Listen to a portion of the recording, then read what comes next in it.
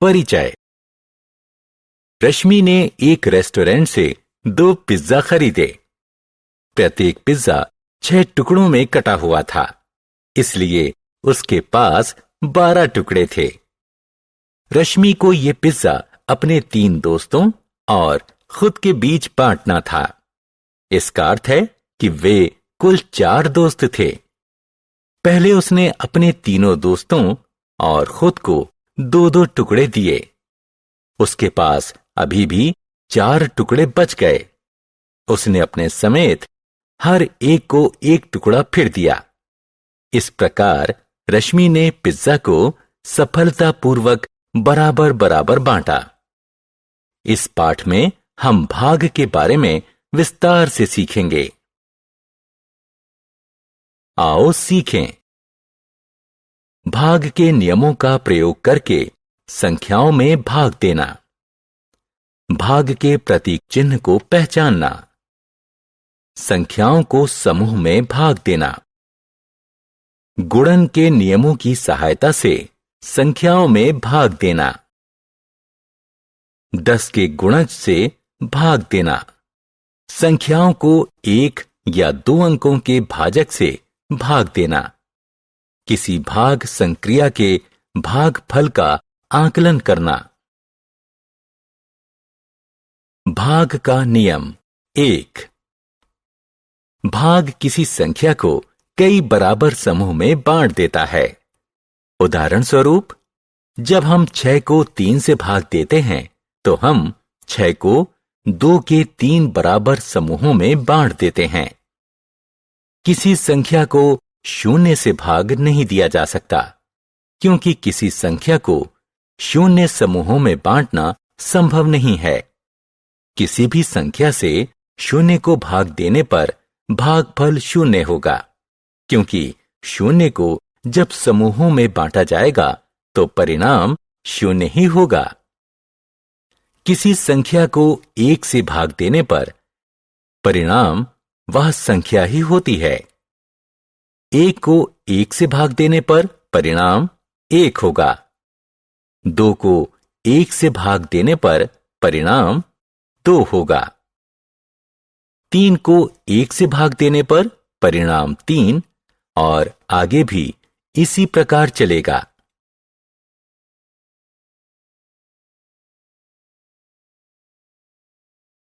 भाग का नियम 2। आइए 2 और 3 के भाग के नियम सीखें। 2 को 2 से भाग देने पर परिणाम 1 होगा। 12 को 2 से भाग देने पर परिणाम 6 होगा। इसी प्रकार 6 में 3 से भाग देने पर परिणाम 2 होगा। अब आइए 4, 5 और 6 के भाग के नियम देखें। 4 को 4 से भाग देने पर परिणाम 1 होगा। 20 को 4 से भाग देने पर परिणाम 5 होगा। 10 को 5 से भाग देने पर परिणाम 2 होगा। इसी प्रकार 18 में 6 से भाग देने पर परिणाम 3 होगा। अब 7, 8 और 9 के भाग के नियम जानने का समय है। 21 को 7 से भाग देने पर परिणाम 3 होगा। 56 को 7 से भाग देने पर परिणाम 8 होगा। 64 को 8 से भाग देने पर परिणाम 8 होगा। 72 को 9 से भाग देने पर परिणाम 8 होगा।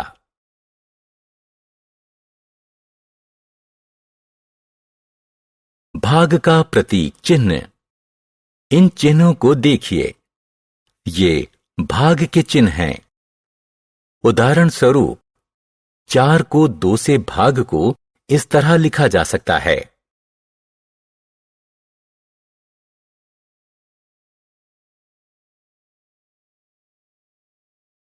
समूह बनाकर भाग। यहां 15 किताबें हैं। 5 किताबों को एक थैले में रखा जा सकता है। 15 किताबों को रखने के लिए कितने थैले चाहिए? 5-5 किताबों का समूह बना लो। 15 किताबों से ऐसे 3 समूह बनेंगे। अतः 15 किताबें रखने के लिए 3 थैलों की जरूरत पड़ेगी। यहां 20 सेब हैं। एक टोकरी में 4 सेब रखे जा सकते हैं।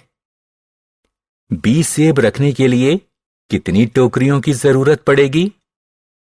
4-4 सेबों का समूह बनाइए। 20 सेबों से ऐसे 5 समूह बनेंगे, इसलिए 5 टोकरियों की जरूरत पड़ेगी।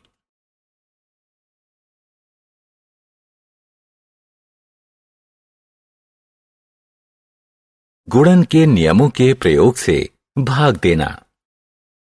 आइए अब गुणन के नियमों के प्रयोग से भाग देना सीखें।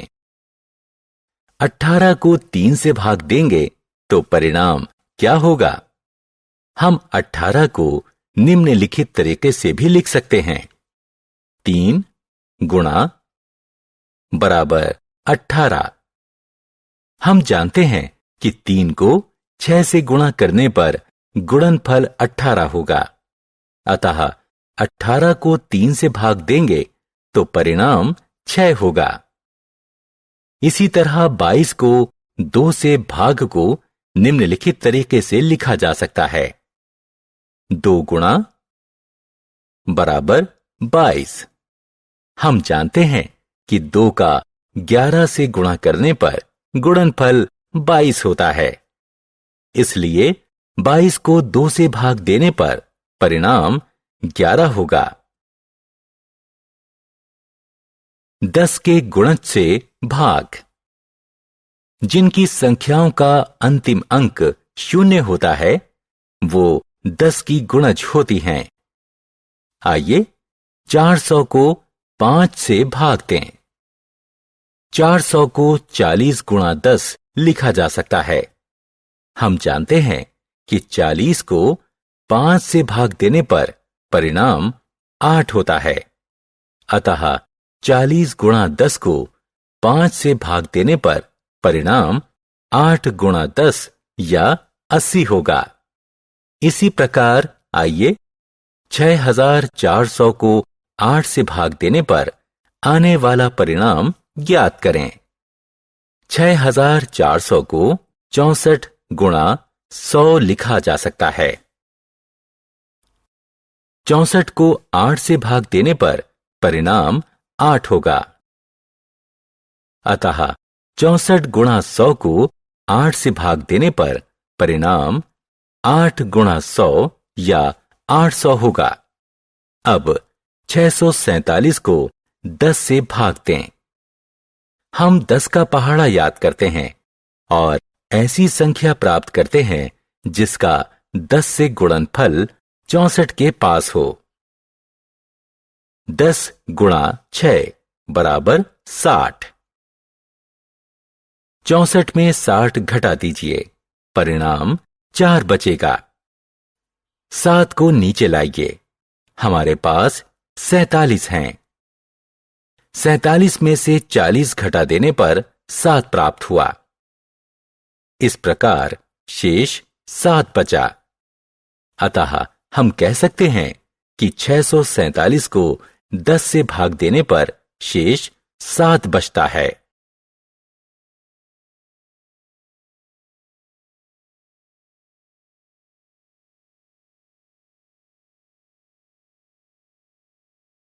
एक अंक की संख्या से भाग।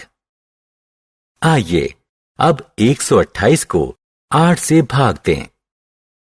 क्योंकि 1 8 से कम है, इसलिए हम 12 को 8 से भाग देंगे।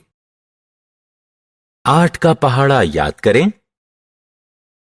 8 एकम 8, 8 दूनी 16, 16 8 से बड़ा है, इसलिए हम 8 एकम 8 का प्रयोग करेंगे। 128 के ऊपर 1 लिखिए। 12 में से 8 घटाइए। 4 को उत्तर के रूप में लिखिए। 8 को नीचे लाइए। अब 48 को 8 से भाग दीजिए। 8 छिक्के 48। 128 के ऊपर 1 के आगे 6 लिखिए। 48 में से 48 घटाइए। उत्तर 0 है। अतः 128 को 8 से भाग देने पर परिणाम 16 आएगा। इस भाग में कुछ शेष नहीं बचेगा।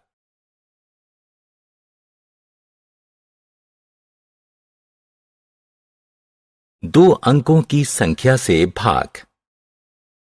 866 को 21 से भाग दीजिए। क्योंकि 8 21 से छोटा है, इसलिए 86 को 21 से भाग दीजिए। 21 गुणा 4 बराबर 84। 866 के ऊपर 4 लिखिए और 86 से 84 को घटा दीजिए। परिणाम 2 आएगा। 6 को नीचे लाकर 26 प्राप्त कीजिए। अब 26 को 21 से भाग दीजिए। 21 गुणा 1 बराबर 21। 1 को 866 के ऊपर 4 के आगे रखिए और 26 से 21 घटा दीजिए। परिणाम मिलेगा 5। 5 शेषफल है। अतः 21 से 866 में पूरा भाग नहीं दिया जा सकता। 866 में 21 से भाग देने पर शेषफल 5 के साथ परिणाम 41 होगा। आकलन। वह कौन सी संख्या है जो 5 और 10 के बीच पड़ती है और 2 एवं 3 दोनों से विभाजित होती है? 2 एवं 3 का पहाड़ा याद करें। कौन सी संख्या 2 और 3 दोनों के पहाड़े में आती है? वह संख्या है 6 और 6 ही 5 और 10 के बीच पड़ती है। अतः हम कह सकते हैं कि 6 ही वो संख्या है जो 2 और 3 दोनों से विभाजित होती है। हमने क्या चर्चा की? किसी संख्या को 1 से भाग देने पर परिणाम वह संख्या ही होती है। 0 को किसी संख्या से भाग देने पर परिणाम 0 होता है। 0 से भाग देना संभव नहीं है। ये भाग के प्रतीक चिन्ह हैं। गुणन के नियमों की सहायता से संख्याओं को भाग दिया जा सकता है। समूह बनाकर भाग संभव है। किसी भाग संक्रिया के परिणाम का आकलन किया जा सकता है।